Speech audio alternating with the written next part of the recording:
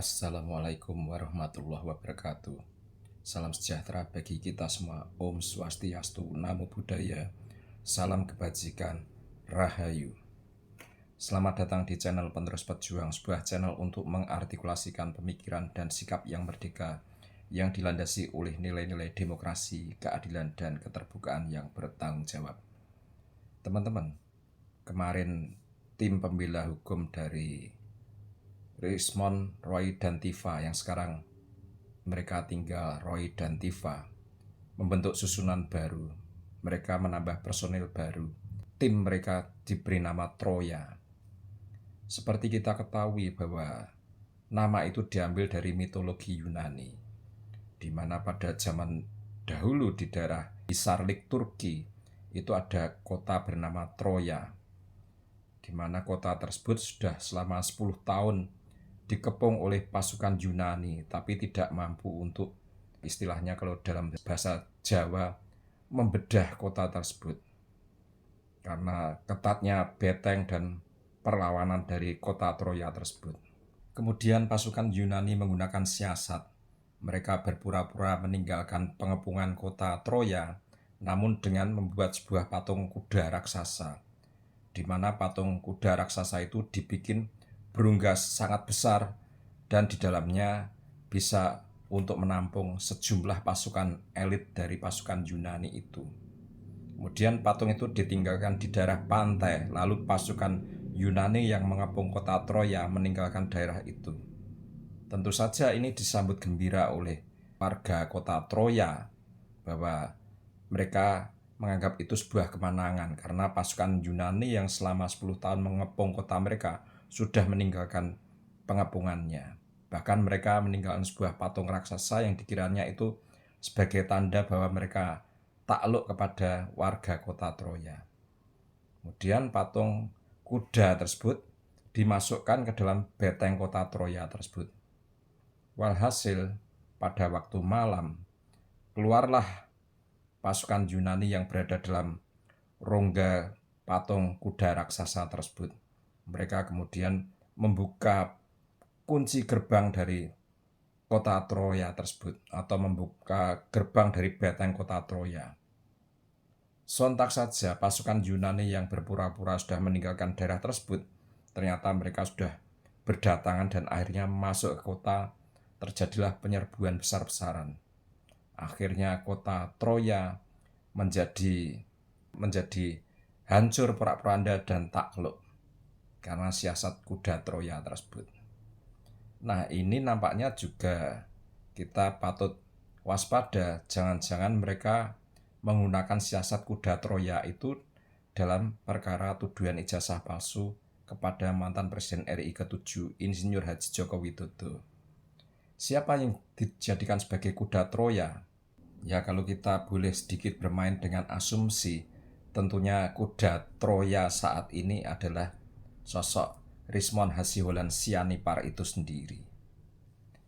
Karena kita juga menaruh curiga bahwa kelompok mereka itu sebetulnya sudah tahu sejak lama soal dugaan ijazah palsu S2 dan S3 milik Rismond. Itu nampak sekali ketika di acara Rakyat Bersuara kira-kira 7 bulan yang lalu, di mana saat itu menampilkan Andi Aswan di pihak Jokowi. Kemudian Andi Aswan untuk pertama kalinya menyampaikan ke publik hal dugaan ijazah palsu Rismond S2 dan S3 dari Yamaguchi. Nampak sekali di acara Rakyat Bersuara tersebut, Roy Suryo menentang keras karena ternyata dalam acara tersebut Andi Aswan justru presentasikan dugaan ijazah Rismond yang palsu dari Yamaguchi. Kemudian juga ada Kurnia yang dengan kemarahan yang hebat dia sampai naik ke panggung untuk melabrak Andi Aswan. Ada baiknya kita putarkan video berikut ini. Kita keluar di Solo keberatan kita, Mas. Mas, kita keberatan kita. Ngapain ini? Terus? Ini gak ada hubungannya ini. Saya ingin mengatakan ini gak ada hubungannya ini. Kami keberatan. Ini tidak ada hubungannya. Kami keberatan. Di sini Ini tidak ada ada hubungannya. dua ijazah. Kami keberatan. Yang dikatakan asli dan Kami palsu. keberatan. Kalau ijazah Jepang yang pakai bahasa kanji itu tidak ada. Memang lulusan Jepang. Ini yang menerangkan lulusan Jepang. Gusto! Membuka kusuk jalan yo. Usuk HP aku. Gimana? Usuk HP aku. Usuk HP aku. Oke.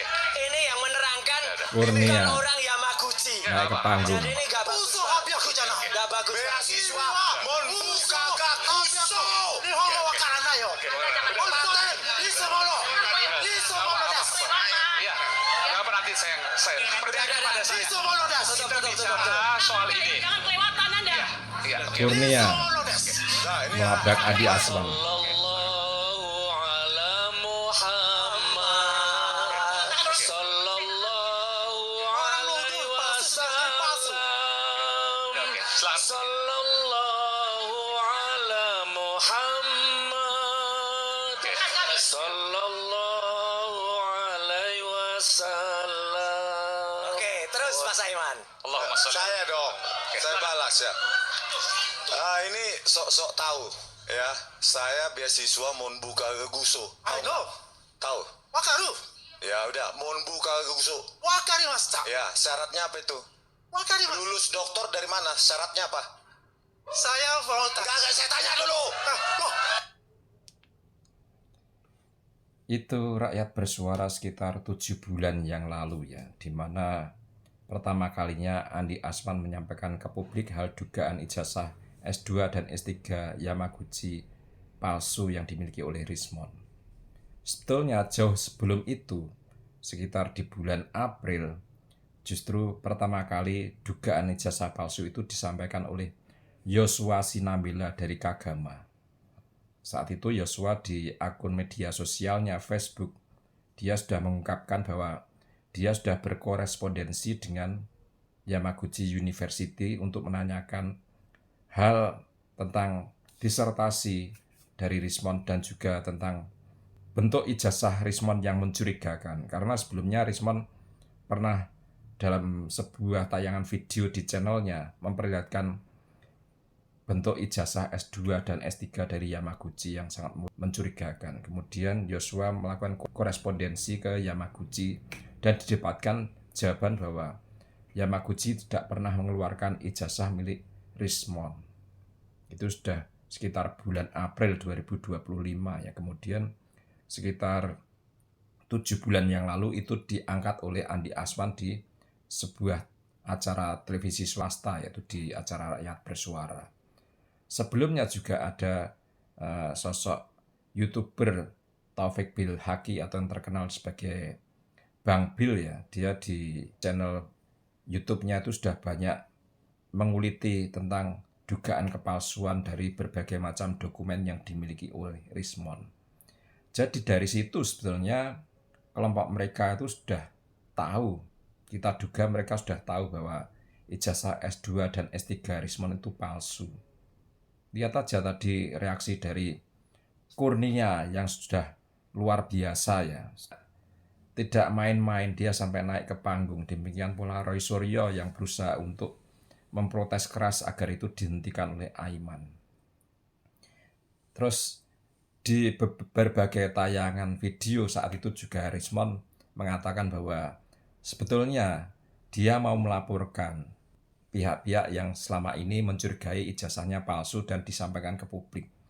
Tapi kemudian Rismon mengatakan bahwa sesuai arahan dari para penasihat hukumnya tidak perlu dulu karena harus fokus ke ijazah Jokowi. Ini kan aneh sekali ya, aneh sekali kalau dia merasa ijazahnya asli dan saat itu sudah mulai banyak diungkap ke publik oleh beberapa pihak. Tentunya dia langsung maju ke laporan polisi, tapi tidak pernah dilakukan sama sekali, hanya menggertak.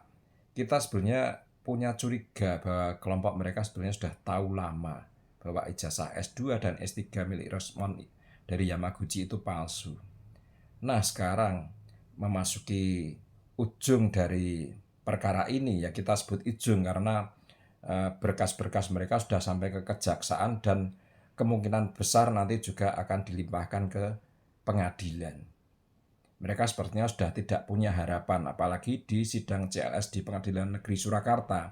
Mereka sudah porak-poranda, tidak memiliki bukti, mereka hanya mengajukan berbagai macam saksi fakta dan saksi ahli yang justru juga blunder karena beberapa saksi fakta yang ditampilkan itu ada dugaan mereka melakukan kebohongan di muka persidangan atau di bawah sumpah.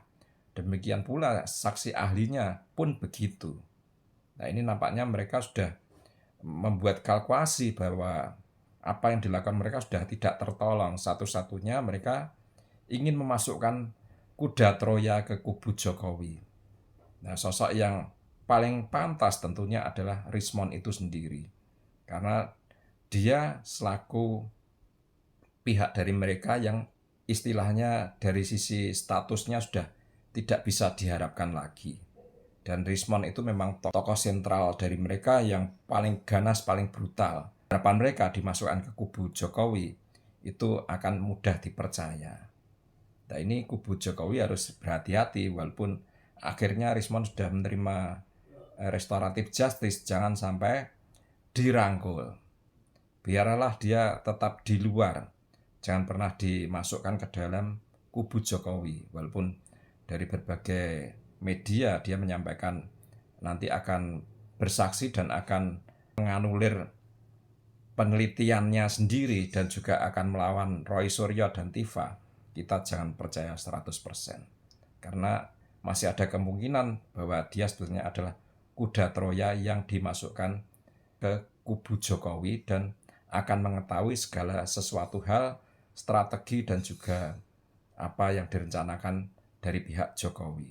Makanya Rismond biarkan saja di luar. Dia sudah menikmati insentif berupa restoratif justice walaupun dugaan tindak pidana tentang pemalsuan ijazah S2 dan S3 dan juga ada dugaan tentang akta kematiannya harus tetap berjalan dan Rismond tetap dibiarkan di luar karena untuk mengantisipasi jangan sampai dia adalah kuda Troya yang dikirim pihak mereka ke kubu Jokowi. Karena ini kita juga curiga ya ketika sandi Troya itu dipakai mereka sebagai tim penasihat hukum yang baru. Itu kita wajib waspada karena mereka itu benar-benar orang-orang yang lihai, tidak bisa dipandang sebelah mata. Mungkin di sini dulu video singkat saya kali ini, tidak terlalu berat, hanya kita memakai sebuah kerangka berpikir yang sederhana untuk selalu waspada. Jangan sampai sosok kontroversial, brutal seperti itu langsung kita rangkul, kemudian masuk ke dalam lingkaran dari kubu Jokowi itu sendiri. Harus tetap waspada. Mohon maaf bila ada kata-kata yang salah. Salam merdeka.